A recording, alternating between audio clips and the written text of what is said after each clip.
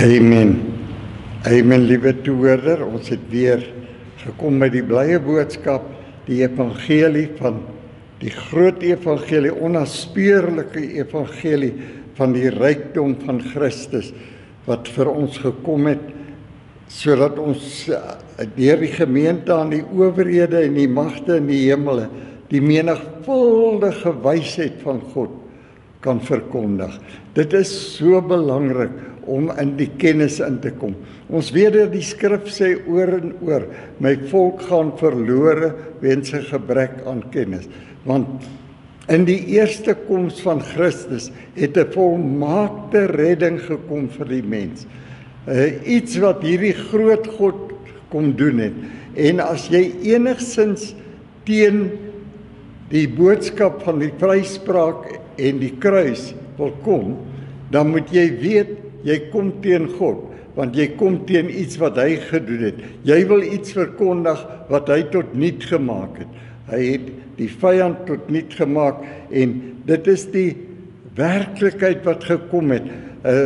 En ek wil weer herhaal in Efesiërs 4 vers 1 sê Paulus dat hy vermaan ons dat ons as sal wandel waardig die roeping waarmee Christus ons geroep het. Waardig die roeping. En as hy daardie roeping beskryf, dan beskryf hy absoluut hoe dat hy die vyand tot niet gemaak het, hom uitgekleed. Ek het dit reeds verlede op 'n ander keer genoem. So dit is so belangrik dat ons God se werksverrigting begin eer. Dit sien wat God kom doen het en absoluut entoesiasties raak in ons vriendskappe om dit aan mense te verduidelik. Die groot redding, die groot evangelie wat gekom het, die groot liefde wat God kom openbaar het, ongeag die toestand van die mens. Maak nie saak al was hy 'n moordenaar, dan verduidelik jy vir hom hoe lief God hom waarlik het, dat God daardie onkunde van die verlede tot niet gemaak het. Nou praat hy begin hy vir ons verduidelik hoe groot die werksverrigting van Christus in Jesus is. As jy nou kyk na die 10de vers van Efesiërs 4, dan sê hy wat neergedaal het, is dieselfde as hy wat opgevaar het bokant al die hemele, sodat hy alles tot 'n volheid kan bring. En hy het gegee sommige as apostels, ander profete, ander evangeliste, ander herders en leraars. Luister waarvoor? Om die heiliges toe te rus. Nie om hulle af te breek nie. Nie om ouens wat in genade staan af te breek nie, maar om hulle toe te rus vir die dienswerk, tot opbouing van die liggaam van Christus. Elke mens 'n lid van die liggaam van Christus. Jy kan nie en dit is daarom wat die kerk tot 'n eenheid moet kom, omdat dit een liggaam is, en een lid kan nie teen 'n ander lid wees nie. Dit is so belangrik, daar lê nog 'n groot bediening vir ons voor, vir elke die kerk wat so absoluut verdeel is, wat nou tot 'n eenheid moet kom. Dit is so belangrik dat ons nou na die skrifte terugkeer en absoluut net die skrifte begin implementeer en in hierdie onnaspeurlike rykdom van God begin intap en te sien hoe dat al sy werksverrigting voltooi is van die begin van die skepping van die wêreld af. Daar is niks wat hom kan bedreig nie. Hy het alles reeds uitgewerk, alles reeds afgehandel, en ons moet net in daardie oorwinning staan. Nie ons wat 'n oorwinning moet behaal nie, ons staan in die oorwinning wat hy behaal het, oor sonde, ongeregtigheid, oor enige armoede en lyding wat ons mag deurgaan. Is hy die antwoord, en het hy die antwoord gegee. So ons bly in daardie volmaakte werkverrigting van God aan die kruis. Dan sê hy in vers 13 van hoofstuk 4. Hy sê, totdat ons almal kom tot die eenheid van geloof en van die kennis van die Seun van God. As jy nie kennis het van daardie eerste koms van Jesus Christus nie, dan weet jy eintlik nie waaroor praat jy nie. Want dit is die fondasie van die hele evangelie, die eerste koms van Christus. Dat jy kennis sal opdoen daarna. Luister weer, totdat ons almal kom tot die eenheid van geloof en tot die kennis van die Seun van God, tot 'n volwasse man, tot die mate van die volle grootte van Christus. As die kerk tot die volle grootte van Christus kom, sal daar geen verdeling meer wees tussen die lede nie. Geen ongeluk, geen vernedering van een lid van die ander nie, maar 'n absolute eenheid. En dit is waarin ons moet begin beweeg, waarin ons aandag moet gee en absoluut al ons aandag daaraan spandeer. Dit wat die hart van God is, dit wat hy in Christus Jesus kom vermag het vir die kerk, om hulle tot 'n eenheid te bring en absoluut hulle te versterk met al die verskillende gawes, sodat elke ou kan trots wees op sy kennis van die waarheid en op die toerusting waarmee God hom toegerus het. Dat jy weet dat al die heerlikheid van God is nou in jou, dat hy self jou sy tempel gemaak het selfs. Jou liggaam die tempel van God, dat daar geen manier is wat daar ooit skeiding kan kom nie.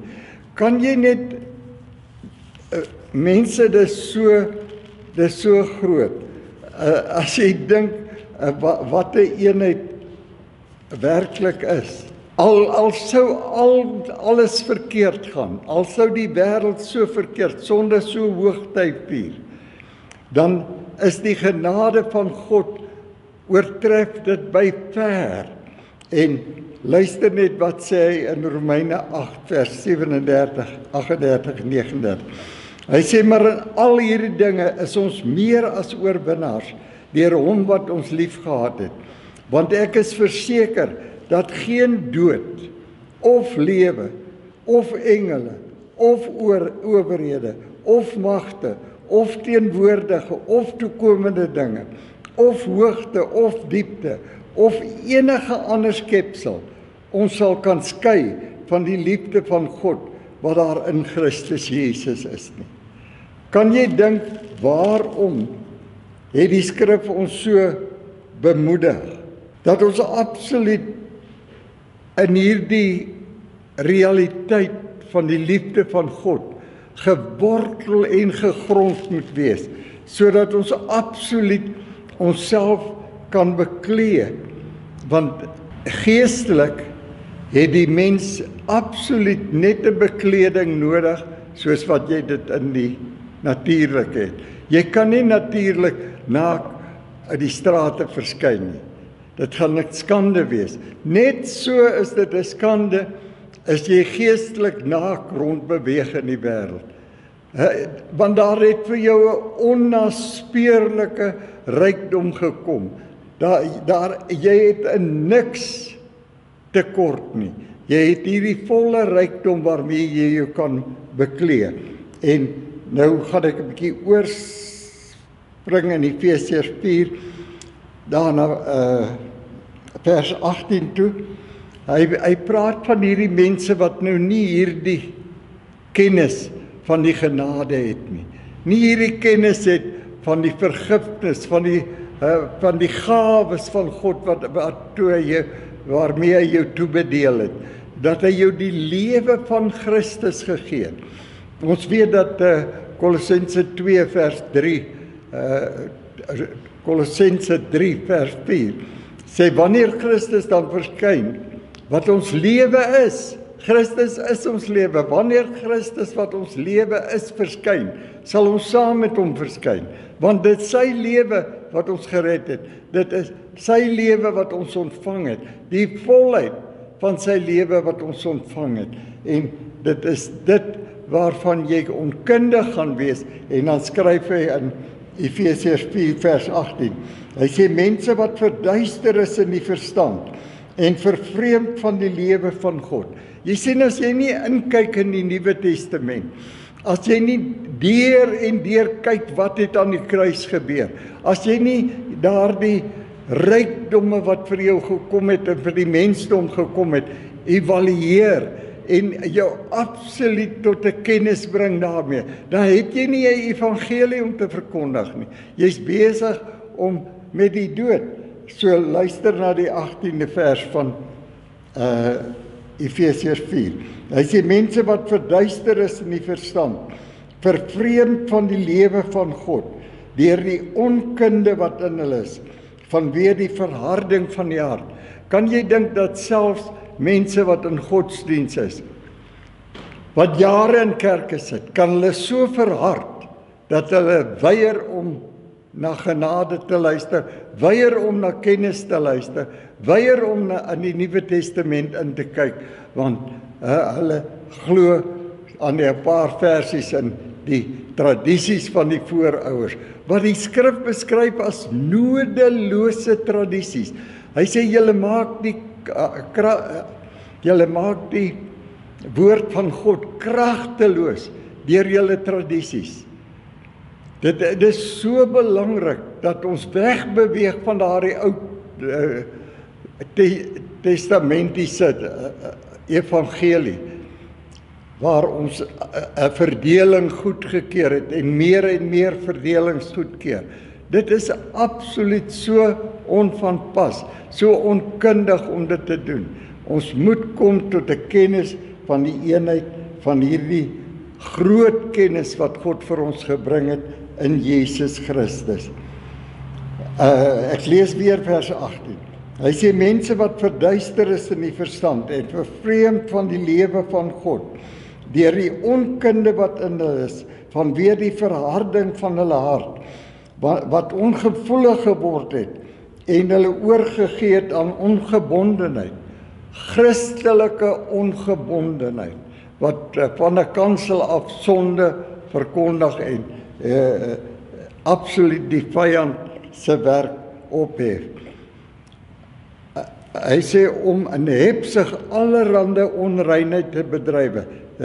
Onreinheid om oor sonde te praat en nie oor die antwoord nie. Om die negatiewe te verhoog en nie die positiewe. Om ongeloof te verhoog en nie geloof nie.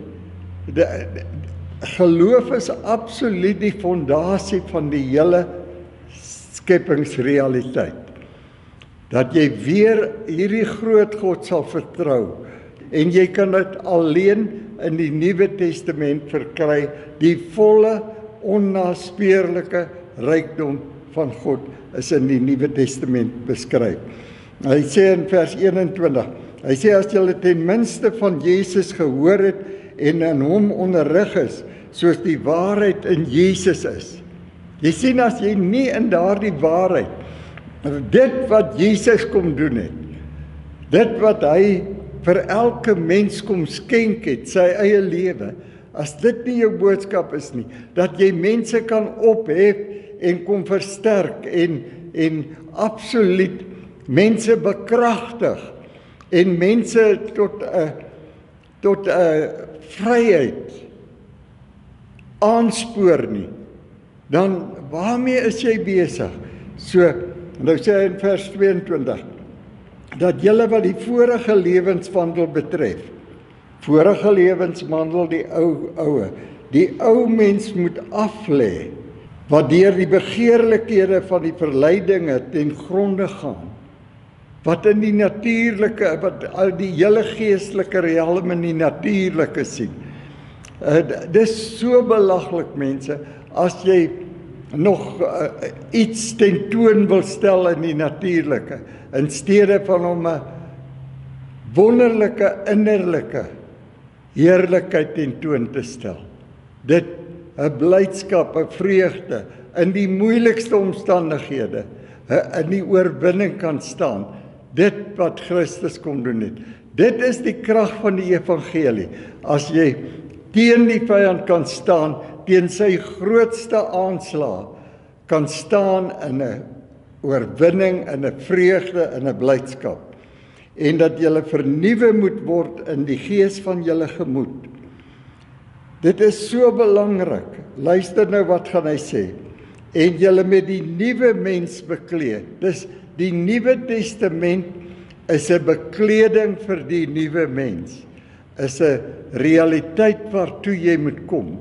Dit is 'n heerlikheid wat God aan jou geskenk het. Dit is nie iets wat jy moet verdien nie. Dis God wat jou kom bekleed. Soos hy Adam en Eva, toe hulle net terugkom uit die bosse uit, waar hulle weggekruip het. Toe hulle net terugkom, toe besluit God, hulle sien hulle naaktheid, hy gaan hulle bekleed. En net so, as 'n mens nie die Here ken nie, dan is jy eintlik naak. En as jy met enige gelowige praat, kan hy dadelik sien dat jy nog 'n naaktheid beweeg. So dit is so belangrik dat jou bekleding word absoluut geëvalueer aan die vryspraak wat jy tentoonstel. Absoluut. Jy moet aan die moeilikste omstandighede, moet jy in jou vreugde staan, want hierdie groot God het gekom om jou te verryk in elke opsig. Hy sê in 2 Korintiërs 8 vers 9, hy sê, God het Jesus wat ryk was, arm gemaak, sodat ons kan ryk wees. Mense is oor en oor. Johannes 10 vers 10 sê, die duiwel het gekom om te slag, te steel en te verwoes. Jesus sê, ek het gekom, dat julle lewe en lewe in oorvloed mag hê. 'n Onnaspeurlike rykdom mag hê. Maar jy moet na die skrifte kyk. Jy moet jou beklee met hierdie heerlikheid. Luister net, hy gaan dit nou verduidelik. Ek gaan weer vers 23 lees. Hy sê, en dat julle vernuwe moet word in die gees van julle gemoed, en julle met die nuwe mens moet beklee, wat na God geskape is, in ware geregtigheid en heiligheid. Jy moenie jou eie heiligheid probeer opwerk nie. Jy moenie jou eie geregtigheid probeer opwerk nie. Dit gaan nie werk nie. Jy moet die geregtigheid van God, jy moet die bekleding van God aanvaar, anders is jy naak.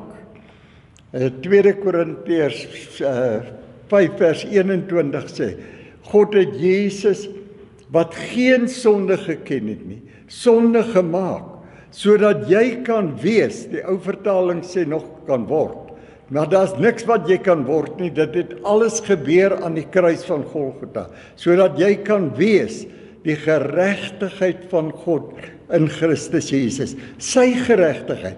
God skenk jou sy geregtigheid. God skenk jou sy heiligheid in Jesus Christus. En dit is waarmee jy jou moet beklee.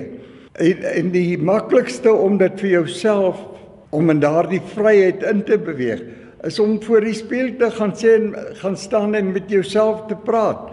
Vir jouself te sê, weet jy wat sê God van jou? Hy sê jy's geheilig, jy's geregverdig, jy's verlos van sonde. En alleen as jy dit in erns met jouself begin praat, soos Dawid toe daar nie meer hoop was nie, toe begin hy met homself praat, sê my siel, waarom is jy onrustig in my?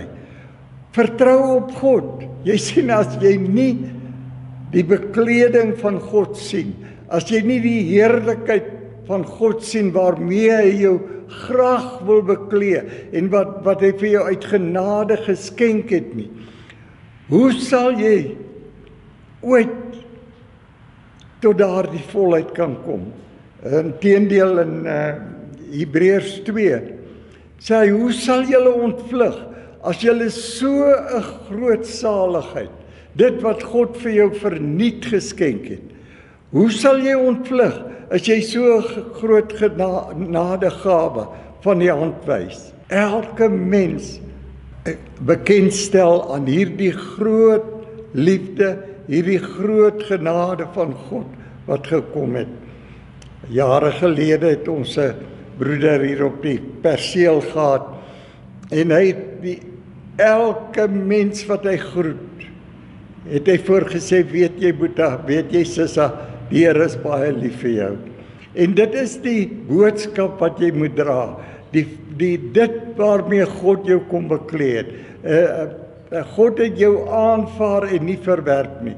Maak nie saak ongeag van wie of wat jy was. God het elke mens aanvaar, elke mens is ingesluit in die groot reddingsplan van hierdie groot God. En hy wil graag hê, dit is inteendeel sy plesier. Hy sê in Hebreërs 11 vers 6, die enigste manier wat jy God kan behaag, is deur geloof.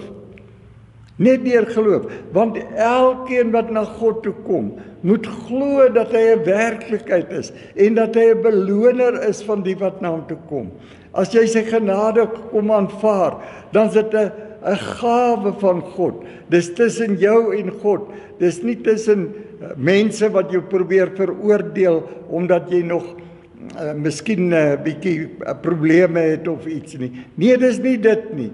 Dit is aanvaar jy, glo jy, aanvaar jy dit wat hierdie eerste koms van Christus vir jou gebring het. Die grootste geskenk, die onnaspeurlike geskenk wat geen mens ooit kon evalueer nie. Wat gekom het sodat ek en jy kan vry wees. Soos Johannes 10:10 dan sê, as die Seun jou vrygemaak het. Ons weet mos hy het die wêreld vrygemaak aan die kruis. As die Seun jou dan vrygemaak het, sal jy waarlik vry wees. Mense, is dit nie 'n wonder om na hierdie evangelie te kyk en in te kyk en te sien dat dit swart op wit 'n belofte van God is, dat al hierdie beloftes gesubstansieer is en dat dit so ver gaan dat God dit met 'n eed gewaarborg het. Luister net na Hebreërs 6 vers 17. Hy sê daarom het God, omdat hy nog kragtiger aan die erfgename van die belofte, die onverganklikheid van sy raad wou toon, dit met 'n eed gewaarborg. Waar kan jy 'n geskenk afwys wat met 'n eed gewaarborg is? 'n onnaspeurlike geskenk wat met 'n eed gewaarborg is. Mense, kyk asseblief in die Nuwe Testament en verlustig julle in die verlossing wat vir julle gekom het. Prys sy wonderlike naam.